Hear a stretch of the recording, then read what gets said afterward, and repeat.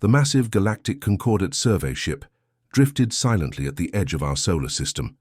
The ship's sleek purple hull reflected the distant sunlight as Commander Kim stood on the bridge, looking at the holographic display of Earth with cold, calculating eyes.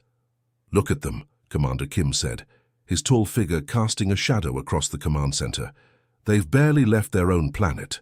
He zoomed in on the blue world, watching the primitive satellites orbiting around it like insects. Analyst Park stood beside him, her four-fingered hands dancing across the control panel. "Their technology is primitive at best," she reported. "They have basic rockets, some nuclear weapons, and a few space stations. Nothing that could possibly harm our ships." She pulled up more data, showing human cities and military bases.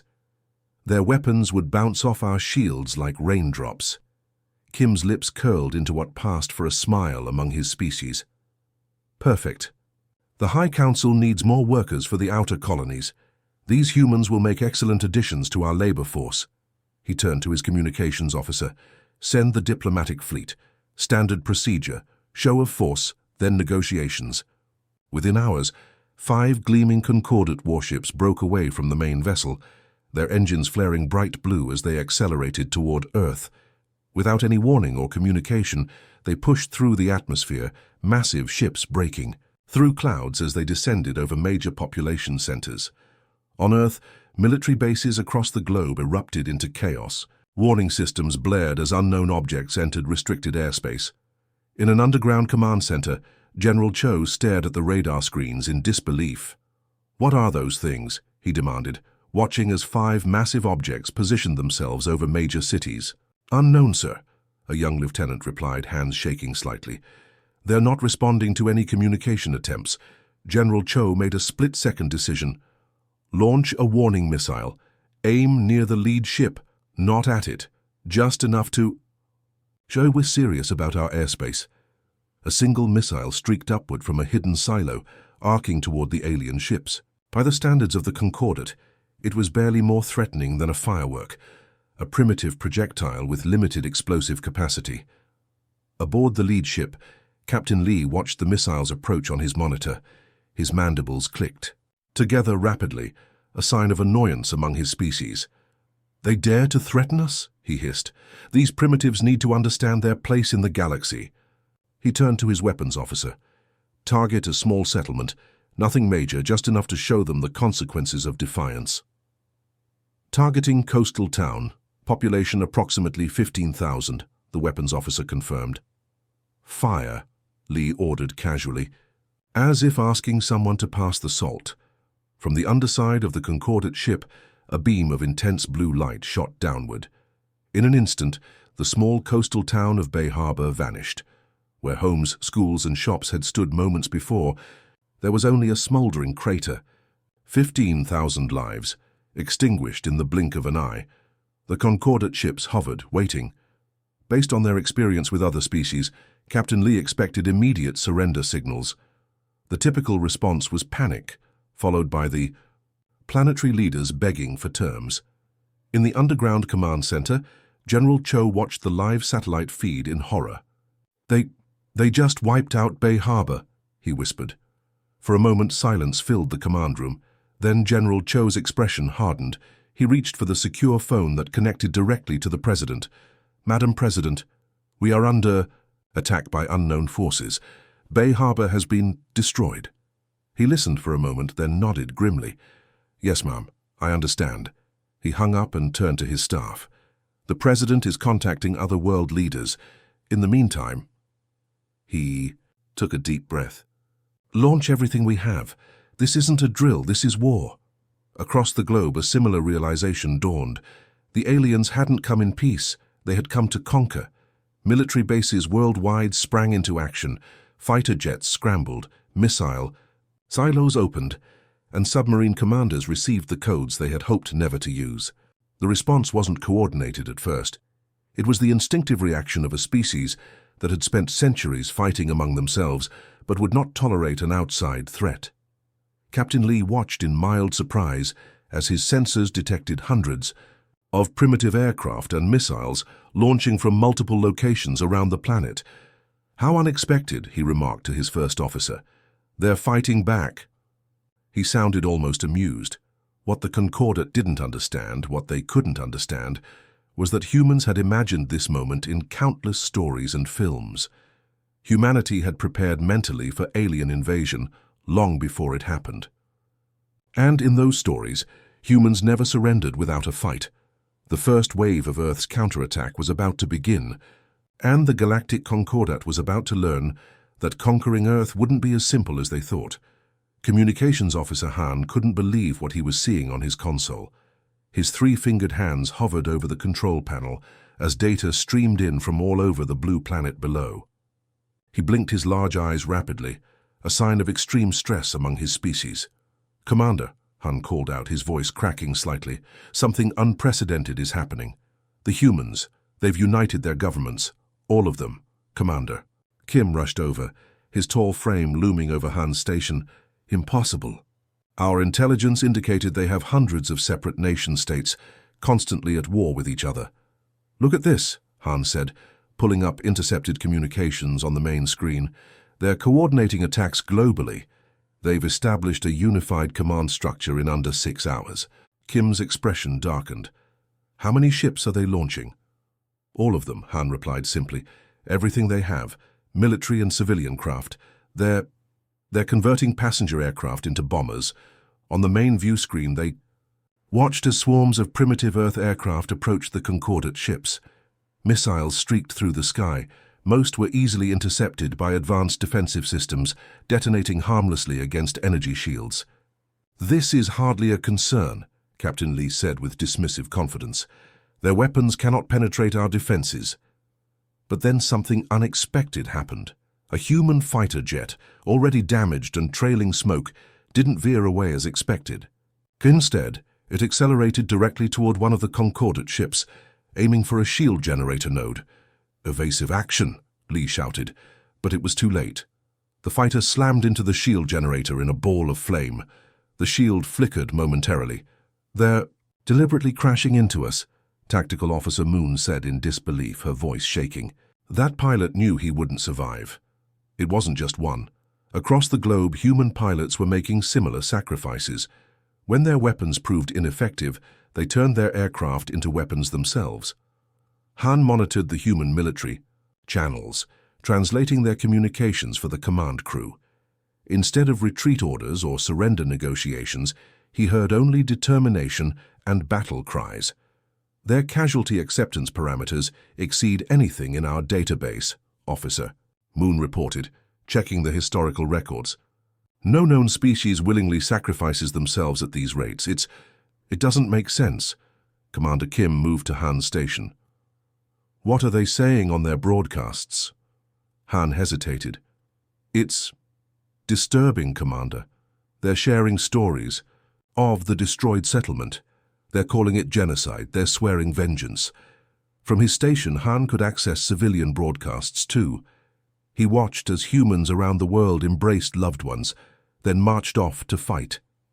Parents kissed. Children goodbye. Elderly humans took up arms alongside the young.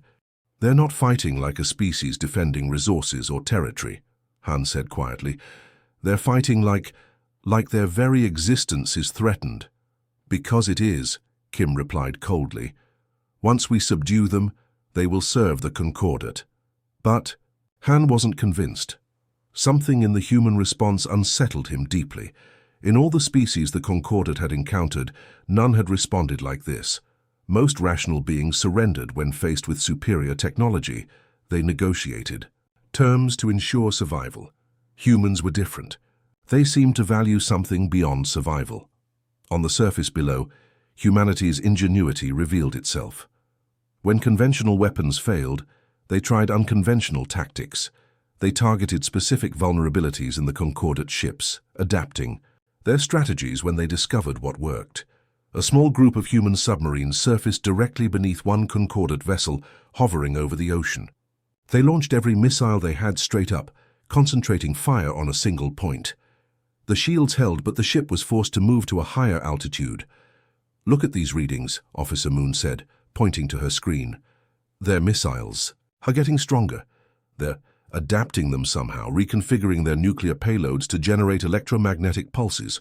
Despite humanity's valiant efforts, the outcome was inevitable. Concordate technology was centuries beyond Earth's capabilities.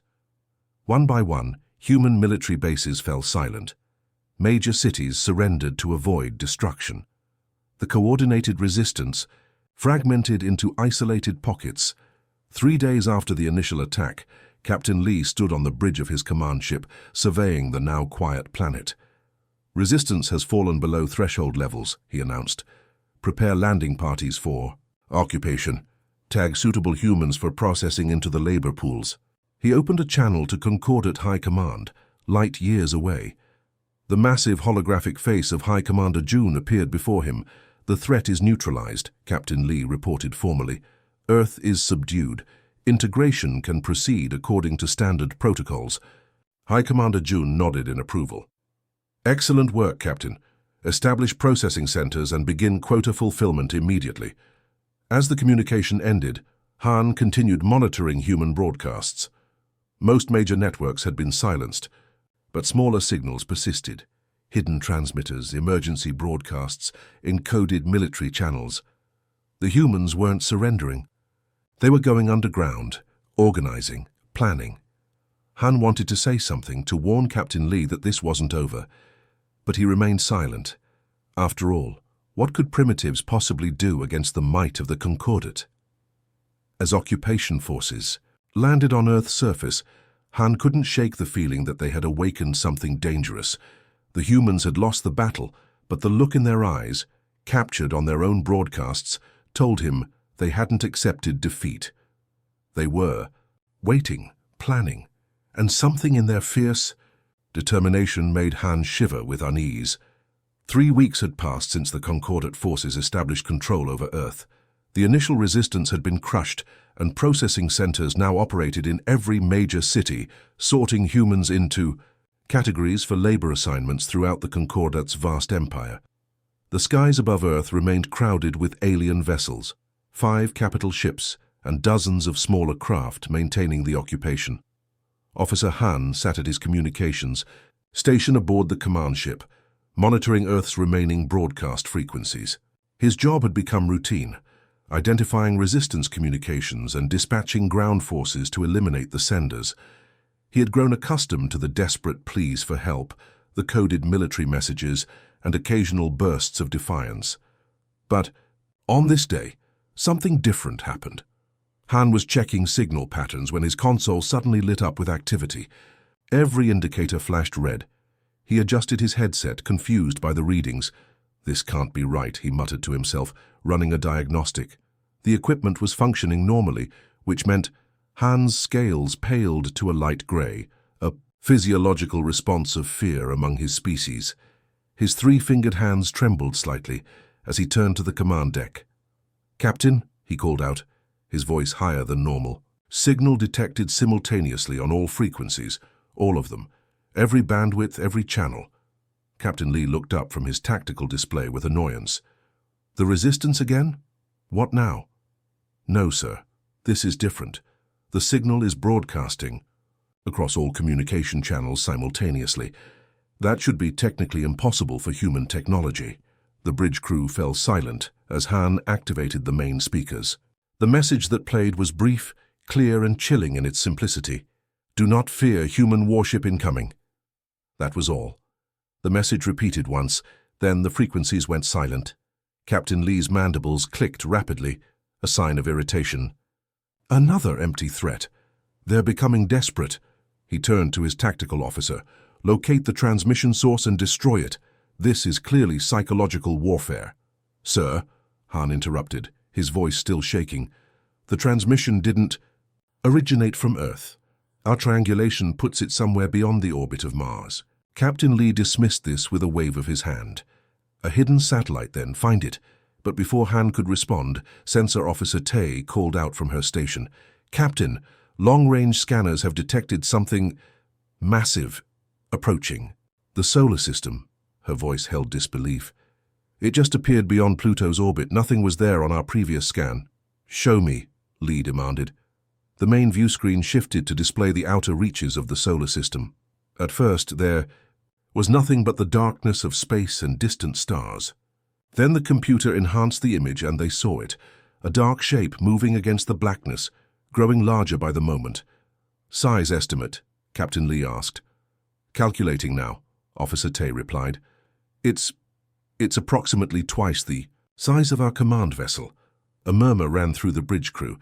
The Concordate command ship was already enormous, over 2 kilometers in length. "That's impossible," Lee scoffed. "Humans don't possess the technology to build vessels of that size. Their largest spacecraft was barely the size of our scout ships." Han barely heard the captain's dismissal. Something about the message had triggered his curiosity. Since the occupation began, he had immersed himself in studying human culture and history, partly out of boredom, partly out of fascination with these strange beings who fought so fiercely. He quickly accessed the ship's database, searching through records of Earth's space programs. What he found made his blood run cold. "Captain," Han said, his voice now steady with the certainty of fear, "I believe I know what that ship is." The bridge crew turned to him. Decades ago, before our arrival, Earth launched what they called Project Exodus. It was an experimental colony ship designed for long-term space travel. According to our intelligence reports, it was considered a failure, lost during its maiden voyage beyond the solar system. Han pulled up images on his screen, old human news broadcasts showing the launch of an enormous vessel. The humans claimed it was destroyed in an accident. But what if it wasn't? What if they maintained radio silence all these years? Captain Lee's expression darkened. "One ship, even a large one, is hardly a threat to our fleet." "Sir," Han continued, feeling he had to make the captain understand. "The ship left Earth 27 years ago. It's been out there all this time. And now it's returning at speeds our sensors indicate should be impossible for human technology." Lee studied the data for a moment, then laughed dismissively. "You believe this single vessel poses a threat to 5 Concordate warships? The humans are primitive. Whatever this is, we will deal with it swiftly." He turned to his tactical officer. "Battle stations. Position our fleet to intercept this human ship. Let's show them what real space warfare looks like." As the command ship erupted into activity, Han remained at his station, unable to shake, his growing sense of dread. During his studies of human history, he had noticed something that other Concordate officers overlooked. Humans had a unique capacity for advancement under pressure. Their most significant technological leaps had always come during times of conflict. More disturbing was what Han had learned about human nature. Every other species the Concordat had encountered fought for rational reasons: resources, territory, survival. Humans fought for something else, something the Concordat couldn't quantify. They fought for ideas, for pride, for revenge, and revenge was coming. The massive object continued accelerating toward Earth, its speed defying the known capabilities of human engineering. Within hours, it would reach Mars. Within a day, Earth. On his console, Han pulled up an old human military saying he had discovered, in his research, "Beware the fury of a patient man. The humans had been patient for 27 years. And now their fury was returning home." "Sir," Han said quietly, almost to himself, as the captain barked orders across the bridge, "I believe we may have made a terrible mistake." But no one was listening. The human warship Vengeance emerged from the darkness of deep space, like a predator stalking into the light. Its massive hull was a stark black that seemed to swallow the stars behind it, broken only by pulsing blue, energy signatures that ran along its length like veins of lightning. The ship dwarfed anything humans had ever built before the Concordat arrived, nearly 3 kilometers from bow to stern, with strange bulges and protrusions that hinted at weapons systems unknown to the Concordat database. As it approached the orbit of Mars, the 5 Concordat warships formed a defensive pattern, their sleek purple hulls gleaming in the distant sunlight. 15 smaller Concordat vessels moved to supporting positions, creating a web of firepower that had conquered dozens of worlds across the galaxy. From his communications station, Officer Han watched the massive human ship with growing dread. Something about its design unsettled him. It didn't follow the aesthetic or engineering principles he'd seen in other human vessels. This ship looked like it had been built by different humans altogether, or by humans who had changed during their long journey through the stars. "The vessel is hailing us," Han announced, his voice tight, audio and visual. Captain Lee straightened his uniform and nodded. "On screen, let's hear what these primitives have to say before we destroy them." The main view screen flickered, and a human face appeared. Captain Jinju of the Vengeance sat in a simple command chair, her weathered face showing the marks of someone who had spent decades in space. Her dark eyes were hard as stone, reflecting none of the fear Captain Lee had expected. "I am Captain Jinju of the Earth vessel Vengeance," she said without preamble. "We speak for Earth and all humanity. You have committed acts of war against our homeworld. You have one chance to withdraw your forces, release all human captives, and leave this solar system forever." The bridge of the Concordat ship fell silent. Then Captain Lee laughed, a harsh clicking sound. "Your species truly lacks perspective," he replied, mandibles twitching with amusement. "One ship cannot stand against 20. Your bravery is admirable but foolish. Surrender your vessel and we may show mercy." Captain Ju's expression didn't change. "We didn't come seeking your mercy. We came to deliver ours." She leaned forward slightly. 27 years ago, we left Earth as explorers. We return as warriors. This is your final warning." With that, the communication ended. Captain Lee turned to his tactical officer. "Target their propulsion systems. I want that ship disabled. Not destroyed. Its technology will make a valuable addition to the Concordat fleet." The Concordat ships moved in perfect formation, surrounding the lone human vessel. Their weapon systems powered up, generating the familiar hum that had preceded victory in countless battles across the galaxy. But what happened next defied all Concordat military doctrine. The Vengeance suddenly accelerated at speeds that should have crushed any human crew inside. It fired no conventional weapons, no missiles, no energy beams. Instead, ripples appeared in space around 3 of the smaller Concordat ships. The ships themselves began to compress, as if caught in an invisible fist. Gravitational weapons. Tactical Officer Moon shouted in disbelief. "They're creating localized gravity wells." The 3 Concordat ships imploded, crushed by forces that shouldn't exist in human technology. Before the Concordat fleet could regroup, the Vengeance was among them, moving with impossible agility for a vessel its size.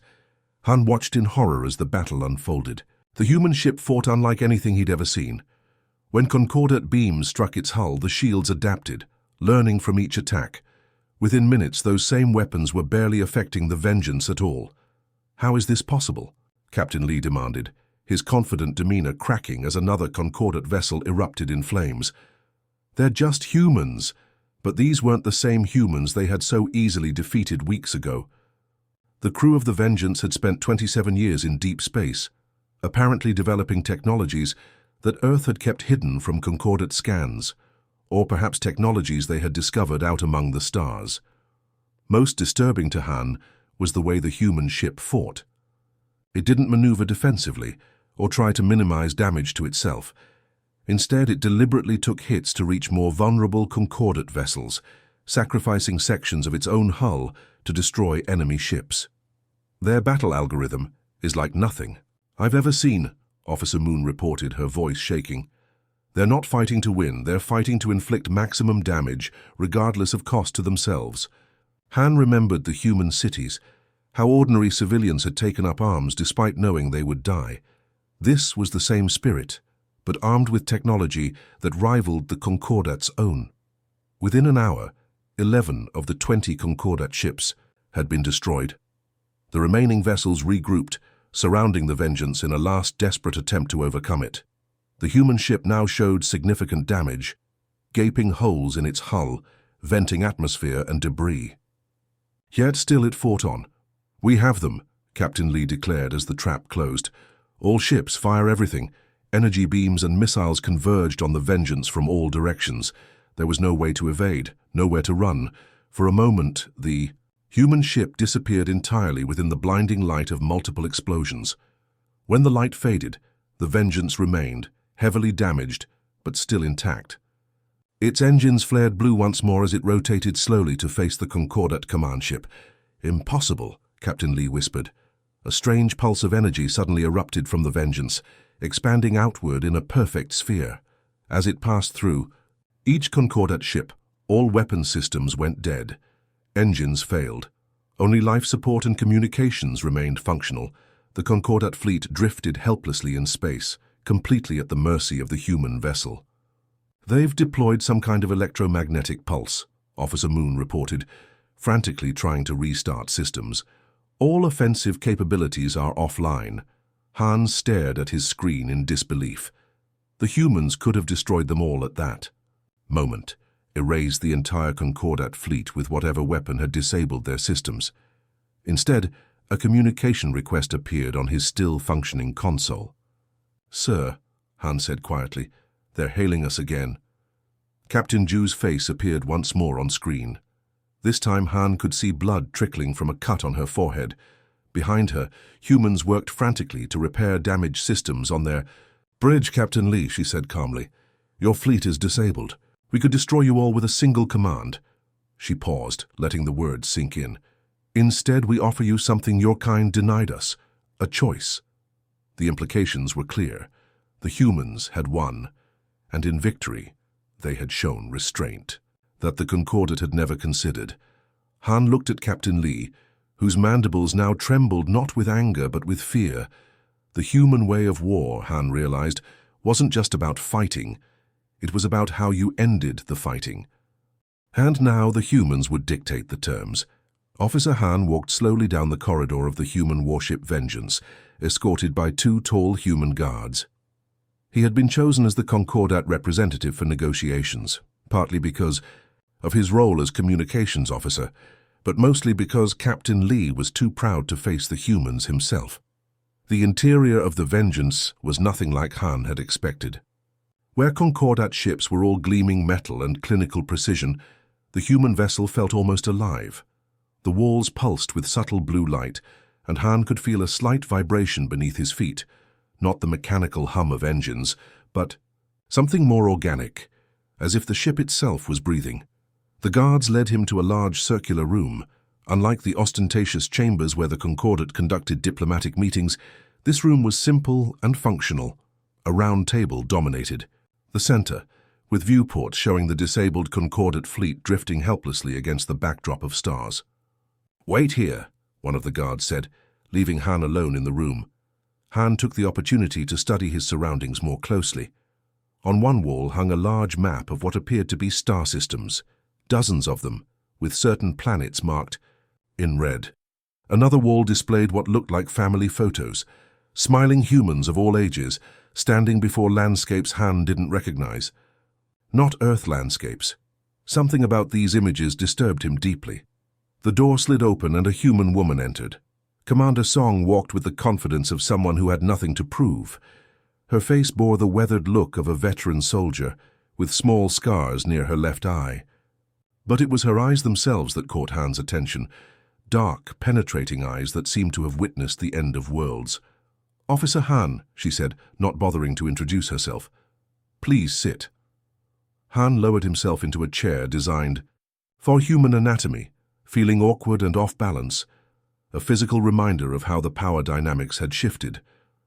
"We could obliterate your fleet," Commander Song said simply, taking a seat across from him. No preamble, no diplomatic niceties. Every ship, every crew member, gone with a single command. She leaned forward slightly. "Instead, we offer terms." Han's translator caught the subtle inflection in her voice. The word terms carried weight, an echo of what the Concordat had denied Earth 3 weeks ago. "The Concordat High Command will never accept," Han began.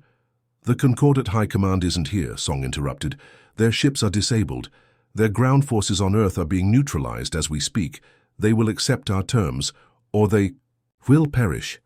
Those are their options." Han felt a chill run through his body. "What are your terms?" Commander Song pressed a button on the table, and a holographic display appeared between them, a 3-dimensional map of Earth and the surrounding space. "Immediate withdrawal of all Concordat forces from Earth and the Sol system. Release of all human captives. Recognition of Earth and all human-controlled territories as sovereign and independent." Han nodded slowly. These demands were expected. But something still didn't make sense. "If I may ask, How did you develop such advanced technology? Our intelligence indicated Earth was centuries behind the Concordat. For the first time, something like a smile crossed Commander Song's face, though it held no warmth. Let me show you something, Officer Han. She expanded the holographic display, zooming out to show dozens of star systems. Red dots appeared on various planets. 27 years ago, Earth wasn't just launching one colony ship. That's the story we allowed to become public. In truth, we launched 17 vessels, sent in different directions. While the Vengeance traveled the farthest, the others established colonies on habitable worlds beyond your empire's reach. Han stared at the map in disbelief. The human colonies encircled Concordat space like a noose. That's impossible. Our long-range scans would have detected... Your scans detect what they're designed to detect, Song interrupted. We learned to mask our signatures long ago, after our first encounters with alien probes. Han's mind raced. You knew about other species before. We arrived? We suspected, we prepared, that's what humans do. Song pointed to the holographic planets. Each of these colonies is now self-sufficient. Some have been established for over 2 decades. They have their own shipyards, their own defense systems. The implications hit Han like a physical blow. The attack on Earth hadn't threatened human extinction, it had merely awakened a sleeping giant. The Vengeance isn't just a warship, Song continued. It's a messenger. When Earth fell under attack, emergency beacons activated. Right now, similar ships are being prepared in each colony. Had we failed today, they would have come next, and then the next. You wouldn't have faced one ship, but dozens. Han looked at the family photos on the wall with new understanding. Those were images from the colonies, human outposts on worlds the Concordat didn't even know existed. Why are you telling me this? Han asked, his voice barely above a whisper. Because I want you to understand exactly what your empire awakened. Song's eyes hardened. Humanity isn't confined to one world anymore. We've spread among the stars, quiet and watchful. You didn't discover a primitive species ripe for conquest. You stumbled upon a sleeping predator. A human aide entered the room, carrying a data tablet. Song reviewed it briefly, then nodded. Your ground forces on Earth have surrendered. The processing centers are being dismantled. The captives are being freed. Han felt a strange sense of relief wash over him. And what happens now? Song handed him a small device. These are the full terms of our treaty. The Concordat will respect human borders. We will respect yours. There will be provisions for trade, cultural exchange, even technological cooperation. If your leadership proves worthy of trust, Han accepted the device numbly. And if the High Command refuses? They won't, Song said with absolute certainty. Because you're going to tell them what you've seen here today. What humanity is capable of. What waits beyond the edges of their maps. She stood, indicating the meeting was nearly over. I have one more thing to show you. Song led Han to a viewport overlooking Earth. From orbit, the planet looked peaceful, blue and serene despite the conflict that had raged across its surface. We love our homeworld, Officer Han. We would die to protect it, as you've seen, but Earth isn't our only home anymore. Her voice softened slightly. Humans seek peace. We prefer building to destroying, but we prepare for war in ways your people can't imagine. She turned to face him directly. Spread the word through your empire. If you see a human warship approaching your world, do not fear, unless you've given us reason to. 2 days later, Officer Han stood on the bridge of the repaired Concordat command ship as it prepared to leave Earth orbit. The treaty had been signed. The occupation was over. On the view screen, the massive human vessel Vengeance hovered like a silent guardian over the blue planet. Several smaller Earth ships now patrolled nearby, a defense fleet that had emerged from hidden bunkers and underwater bases once the Concordat forces surrendered. Plot a course for Concordat space, Captain Lee ordered, his voice hollow. The defeat had broken something in him. Maximum speed. As the Concordat fleet limped away from Earth, Han found himself thinking about Commander Song's words, about the red dots on that holographic map, about humans spreading quietly among the stars while the Concordat thought them confined to one world. The galaxy had changed. The Concordat had ruled unchallenged for centuries, incorporating species after species into its labor pools and resource operations. Now they had encountered something different, a species that refused to be conquered, that fought not just for survival, but for something the Concordat couldn't fully comprehend. A new power had emerged among the stars, and they had a message. For the galaxy, do not fear human warships approaching your world unless you've given them reason to.